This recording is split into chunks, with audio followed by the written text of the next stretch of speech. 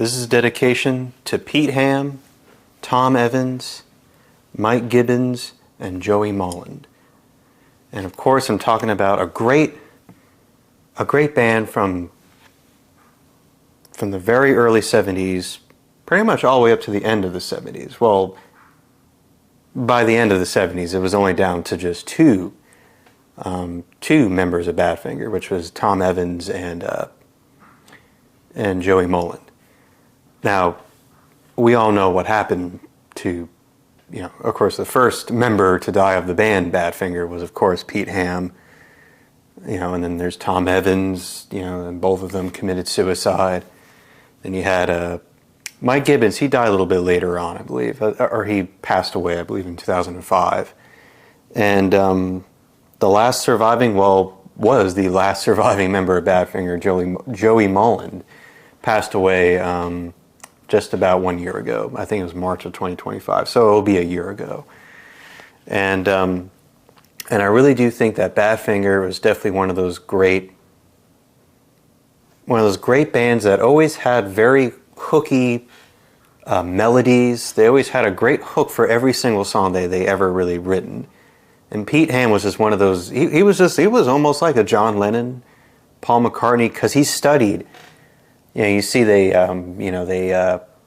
were signed to Apple Records, and I think Paul McCartney was really, he really felt fully confident that they were going to be able to be big successes, just like the Beatles, and of course that was that was definitely no that was definitely not a false, that was definitely not a. I think McCartney definitely kept his word, and they were definitely humongously big, And always kind of, with Badfinger, I really never, because I know with the comparisons of the Beatles, obviously, they always compare their sounds to the, just by the way, just with Pete Ham's vocals, I think a lot of people think that, oh, they sound just like the Beatles. But here's the thing, I really think that they were definitely I felt like they were applying the Beatles thing, the Beatles sound, but they were trying to be way more than just being a carbon copy of the Beatles, I mean, they were definitely like a very punchy, very power pop, kind of like, they were mixing in a lot of different genres, not just power pop, I was just watching, what was his name? Sea of Tranquility, and it was him and some other guy, and he was saying that they were more than just power pop. Well, I mean, yeah, they are. They do have some power pop elements or whatever. I mean, you got hard rock, you got blues, you got some country. They dabbled in a little country here and there in some of their, I think, kind of like maybe once they were out of Apple and you know what I mean. Because, this band was so, just had bad luck. They were struggling financially, and Pete Ham was just, I think he was going through a horrible divorce or whatever. I don't know if he was married, or one of the guys had, they went through several wives, and they could not stand Apple Records. That's why they went to sign with Warner Brothers Records, and they did that Badfinger self-titled album. They did it unreleased. It was an album that they never released, and I think it was like unreleased for years. It was called Head On, I believe. It was like from 2000. I believe so. I'm pretty sure, right? My imaginary friend over there. I watch a YouTuber, and he does the same. I watch a guy that kind of does the same sort of thing, where he kind of talking to some intimate object or something that's not even real or whatever. But yeah, man, Badfinger just they were always they just got struck by, they were really under a dark rain cloud for sure, But before they were called Badfinger, now they were called the Ivies, and they had their first album was called Maybe Tomorrow. which I never really listened to fully, although I do know the song Maybe Tomorrow. And I believe they were only kind of popular in, because they were actually from Wales. I believe Pete Ham was from Wales. I believe they were Welsh. They weren't really like British or whatever, or English. So so they had to change their name to Badfinger, I believe, or some sort of, I think it was some sort of thing that they had to change or whatever. And they and of course this album, they say that this is their second album, but really it was kind of really their first album that had the Badfinger name, of course, And I'm trying to remember who it was. It was the Beatles guy, right? I'm trying to remember the guy's name. Let me go ahead and look into the liner notes here. Who exactly actually produced? I know it was one of the Beatles roadies, I believe, right? Well, of course, Paul McCartney did the arrangements and did some producing as well. I'm trying to see here. I know it was one of the,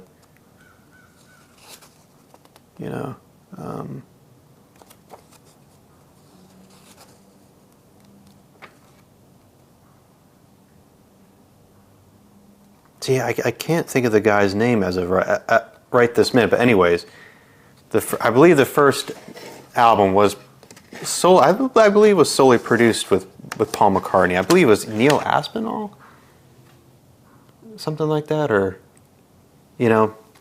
for their first album, Magic Christian Music.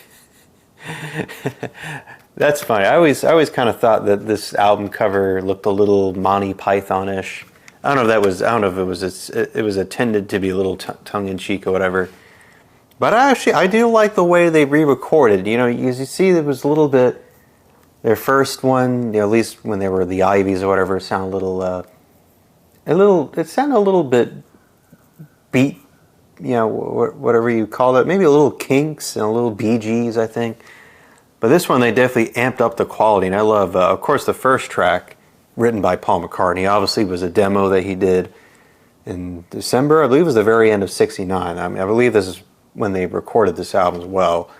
So you got Come and Get It, Fisherman, I believe Rock of All Ages. I believe that was definitely one of them. Carry On Till Tomorrow, which was Maybe Tomorrow. Yeah, well, it was two different ones.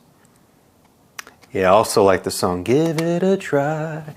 Yeah, some really, really good. I really like the way they amp up the quality on this one. You know what I mean? Just really good stuff. And I really like this first Badfinger album, And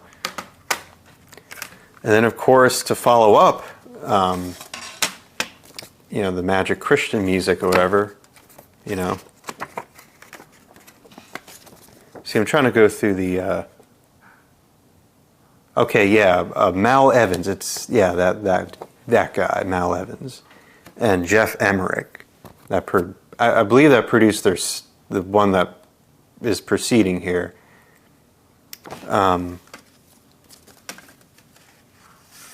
actually this one I think I kind of like a little bit more than maybe the first one, and is No Dice.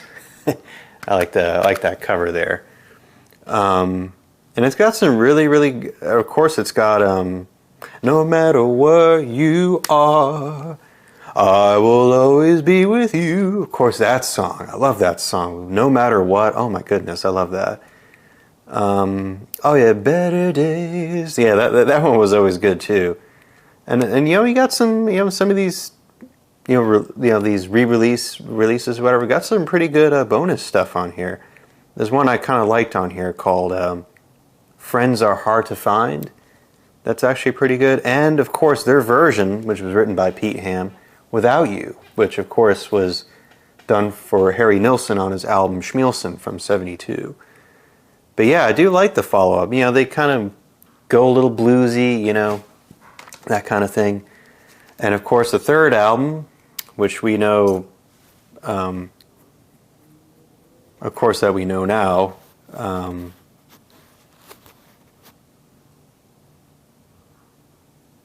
I believe he was going to produce the album. I believe he did some producing, And of course, you know, that being Todd Rundgren. And of course, it's the album Straight Up. Now, of course, George Harrison also came into the picture as well. And, you know, and again, some stuff from, yeah, Jeff Emmerich, that's the guy. He was the engineer, I believe, for the Beatles, not Neil Aspinall. Yeah. I believe Neil Aspinall, he was like a roadie kind of, you know. He was a roadie for the Beatles. But yeah, once again, this is a really, really great one as well. I love the opening track, Take It All. Oh yeah. I remember finding all about you. Every day my mind is all around you. Day after day, beautiful. Oh, love that. God, man, that is my favorite Badfinger song. And if not, maybe my favorite. Well, I don't know. I think Hello It's Me is definitely my favorite song of the 70s, but right there, man, is Day After Day. Oh, yeah, and I love that.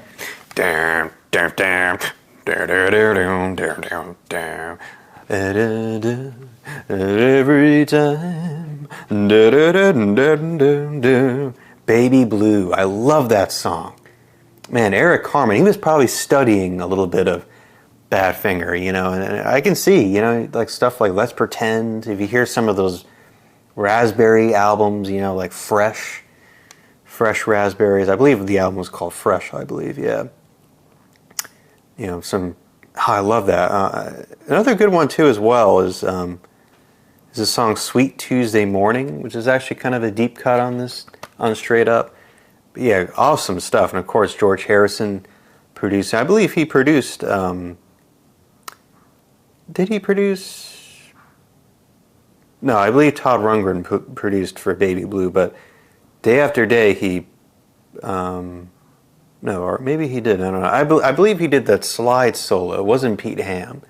I know that there's some live versions, or I believe some overdubs, I believe, or where they lip sync the song or whatever. I think it was Top of the Pops. And, you know, Pete Ham mimicking what Harrison did on the track, whatever. But yeah, Straight Up is definitely a good one. And then I got, well, now everybody knows that their last album with Apple was the album Ass, of course, you know. And this is cool. It actually is even though the middle part here, you see, I was just opening these packages up not that long ago.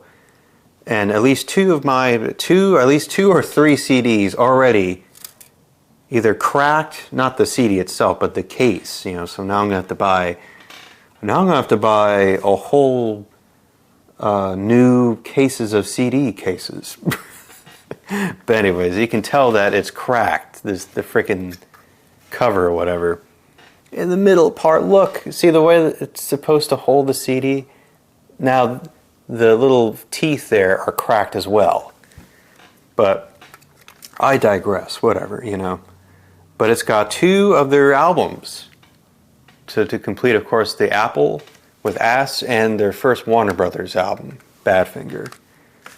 Now, of course, Ass was kind of like their, I don't know, I believe it was like their obligation, right? It was kind of like their contractual album, I believe, because they wanted out of Apple. You know, I believe they were like suing them and this and that, and they weren't getting royalties and all that. And yeah, it does have a really great song on here. I believe it was a single as well, Apple of My Eye, which is the opening track. And I do like Cowboy, which is kind of a little bit of a country song. See, they were trying to apply a little bit of country into some of their, you know, some of their songs or whatever. Yeah, and I believe it kind of charted poorly, I believe. So they went on to go with, well, they signed with, barely scratching it with, you know, trying to find some sort of record label that they can be on. Of course, that was Warner Brothers, I believe, and they did a couple of albums from there. And this was their first one, Badfinger, you know, with the model or whatever. This is, I believe it was like from a magazine or something like that, some British magazine in the 1920s. But yeah, actually some of these songs are actually really damn good. actually, compared to maybe Ass, I believe. Because I think Ass is a really good album, but I really do like the self-titled with, I do like the Pete Ham. I believe the opening, I Miss You, which is a good song. And I like Island, beautiful song. I like Island. And even the song Lonely You, another Pete Ham song. Yeah, so, yeah, and they were definitely kind of changing up a little bit, you know, but it is quite sad to, you know, see the tragedy and the, you know, just everything that really poorly happened with this band, you know. But truly great musicians, great, they always had a knack of writing really, really great top-notch songs. I mean, man, Pete Ham with his vocals and Tom Evans, I mean, they were just like John and Paul. I mean, they were literally on the level of John and Paul. But man, what can I say, man? Badfinger is definitely one of those great bands. You know, definitely great. Can't go wrong. Okay, folks, till then, take care. Bye-bye.